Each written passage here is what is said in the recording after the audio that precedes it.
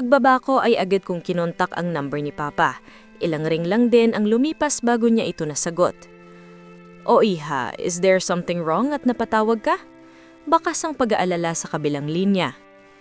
Ngayon ko lang siya ulit natawagan. I also wonder if alam niya ang nangyayari sa akin lalo na ang pagtatrabaho ko sa dati kong asawa. Wala naman pa. I miss you and I want to ask something. Oh my daughter, I miss you too. Ano yung itatanong anak? Napangiti ako. Talagang namimiss ko na siya. May katandaan na din si Papa pero kung umakto siya ay para siyang teenager.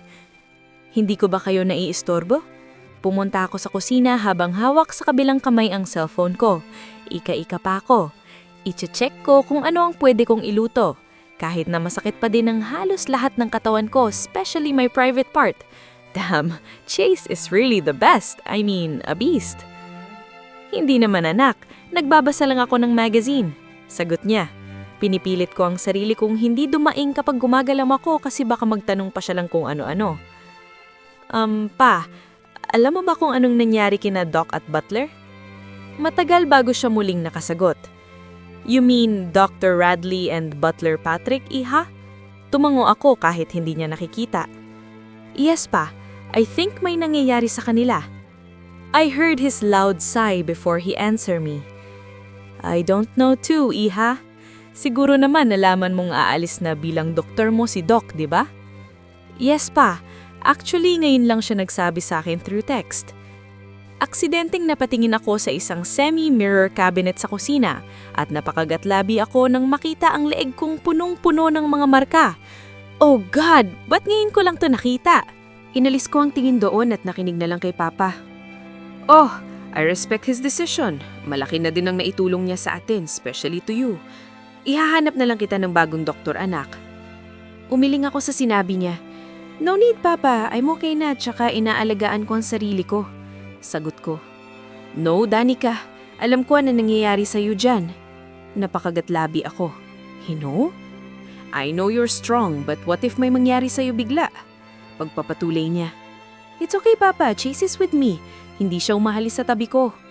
I want to ask him kung ano ba talagang alam niya na nangyayari sa akin dito pero ayoko nang gawin pa. This is not the reason why I called. Ipangako mo lang na magiging okay ka. Parang hindi kumbinsidong saad niya sa kabilang linya. Nangako ako. Agad na bumalik sa isip ko ang itatanong ko sa kanya. Nagtatrabaho pa ba sa'yo si Butler Patrick? About that, I forgot to tell you. Naandyan siya sa Pilipinas, anak, at magbabakasyon daw muna siya. Napakunot noo ako. Kung ganon, sino ang kasama mo? I hired a new bodyguard for now, Hiha. Sagot niya. Dahil sa sinabi niya ay mas napaisip ako na posible ngang may nangyayari talaga sa kanilang dalawa ni Doc at Butler. Besides from that, Papa, may hiba ka pa bang info about sa nangyayari kina Butler at Doc? I know he think that I am crazy for asking that dahil ngayon lang ata ako nagtanong at nanhimasok sa buhay ng iba. But my curiosity is eating me. Why asking, Hiha? Oh boy, sabi ko na nga ba eh. Pero laking pasasalawat ko na lang nang sinagot pa din niya. Hindi mo alam na si Butler Patrick ay ex-military at malapit na kaibigan ng ex-husband mo, di ba? Napatanga ako. What? Is it true? Bakit hindi ko alam? Okay lang na hindi ko alam na isa siyang ex-military but being a close friend of Clark is impossible. Paanong hindi ko alam ang tungkol dito? Sigurado ka, Papa? Yes, Hiha. Hindi ko lang magagawang sabihin sa'yo kasi sa tingin ko hindi na kailangan at nabubisi ako, anak. Nawala akong ideya na magkaibigan sila dahil kahit nagkaharap na sila noon habang kasama ako, ay parang hindi nila kilala ang isa't isa. And what the hell? Butler Patrick must be a tycoon too. Lahat naman ng kaibigan ni Clark ay mayayaman at kilala sa larangan ng negosyo, hindi ko man kilala at nakikita ang mga nasasabing kaibigan niya, ay alam kong lahat ito ay makapangyarihan at hindi basta-bastang Butler lang. Pa, lahat ng kaibigan ni Clark ay nasa larangan ng negosyo. Hindi naman sa minamaliit ko ang pagiging butler niya, but hindi lang ako makapaniwala. At bakit hinayaan lang ito ni Papa? Ex-military siya, anak, sagot niya. I know pa, I know, pero paano? Alam mo na yon at hinayaan mo lang kahit malabo. Natatawang tanong ko. You know me, Danica, ayoko sa nang hihimasok sa iba. He once told me that gusto niya ng maayos na trabaho at malayo sa disgrasya kaya siya naging butler mo ng ilang taon. At kahit kaibigan siya ni Clark ay alam niya ang limitasyon niya sa iyo at sa kaibigan niya. Mahabang paliwanag nito. Napabuntong hininga ako. Okay pa, I get it. I'll hang up for now. Bye. Take care pa, I love you. Okay hiha, I love you too. Ako na mismo ang pumutol ng tawag at naguguluhang napasandal sa island counter. Una, may nangyayari kina Butler at Patrick. Pangalawa, ang pagre-resign ni Doc. Pangatlo, ang katotohanan na si Butler Patrick ay malapit na kaibigan ni Clark. Oh God, sa ilang taong naging kasama ko si Butler Patrick ay wala man lang akong kaalam-alam. At kung ano man ang nangyayari sa kanilang dalawa ay ayoko nang isipin pa. Nagsisimula na naman akong maguluhan. Hey, good afternoon. Nagulat ako nang biglang sumulpot si Chase sa harapan ko. Namula ako. Hindi ko alam ang ano ang dapat na ipakita ko sa kanya. He chuckled na lalong ikanapula ko. Come on, don't be shy. Iniyakap niya ako sa harapan at sumubsob siya sa leeg ko. Ngumuso ako bago ko inangat ang kamay ko para haplusin ang buhok niya. I just don't know how to act kapag kaharap na kita. Mahinang saad ko. Mas lalo siyang sumiksik sa leeg ko at hinigpitan niya ang pagpulot ng kamay niya sa bewang ko. Wala pa siyang damit niyan. Act like what you did before. Walang nagbago, Danica. I don't want you to feel uncomfortable. Hindi ako sumagot sa kanya. Ilang sandali lang ay umalis na din siya sa pagkakayakap sa akin. You're wearing my hoodie. Napatingin ako sa suot ko na hanggang tuhod ang haba. Is it ugly? Mabilis niya akong kinintilan ng halik sa labi. No, it's beautiful. I want you to wear it. Napangiti ako sa sagot niya. Nagluluto lang ako. Pa-dinner na maya-maya. Mabilis akong humakbang papunta sa ref, pero mabilis din akong napakapit kay Chase na muntikan na akong mabuwal sa sahig. Careful. Come here. Napailin ako sa arte niyong magsalita. Ako nang magluluto. Pasensya na at sobra akong nasarapan sa'yo. Namula ako at hahampasin ko na sana siya pero mabilis akong napakapit sa leeg niya nang bigla niya akong buhatin at iupo sa mesa. Napasimangot na lang ako. Let's take a hot shower after dinner. Puno ng lambing na saad niya. Kahit nakashower na ako kanina ay tumango pa din ako sa kanya. Ewan ko ba't kanina hindi naman ako nabubuwal. Nakababa pa nga ako sa hagdan eh. Pero ngayong nandito siya parang nag-iinarte ata ako. Mabilis niya akong hinalikan sa noo at nagtungo na sa ref. Anong gusto mong lutuin ko? Tanong niya habang nilalabas ang isang supot ng magnolia chicken. Adobo and bacon. Masiglang sagot ko. Agad naman siyang tumango at gumalaw na sa kusina. Pagkatapos niyang magluto ay inalalayan niya ulit ako paupo sa upuan at inayos ang kainan namin. Masagana kaming kumain habang tudo asikasa ka din siya sa akin.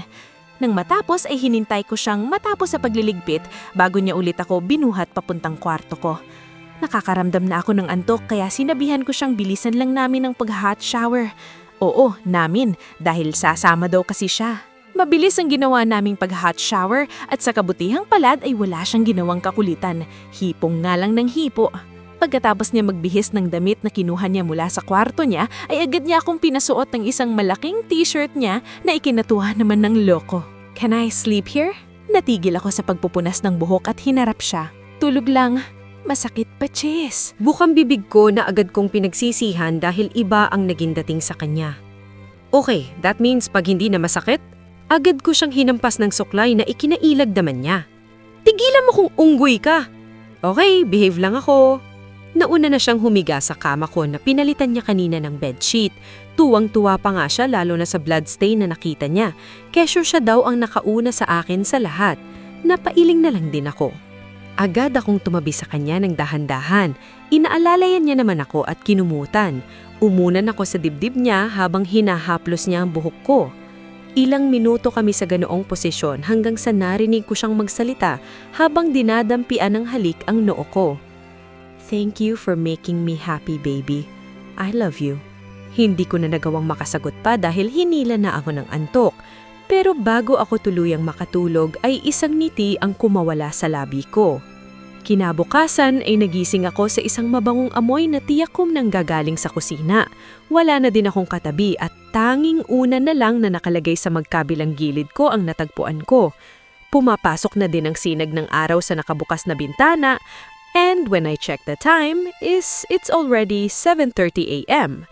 Pinakiramdaman ko ang sarili ko dahil sa ginawang hot shower kahapon ni Chase ay nabawasan ang pananakit ng katawan ko, lalo na ang parteng iyon. Sana pala nag-hot shower ako nung una. Napasarak din ata ang tulog ko dahil hindi ako nagising simula nung makapikit na ako. Napailing ako. The truth is, I felt uneasy when I'm with him. Pero, para saan pa ba, diba? Binigay ko na ang sarili ko sa kanya.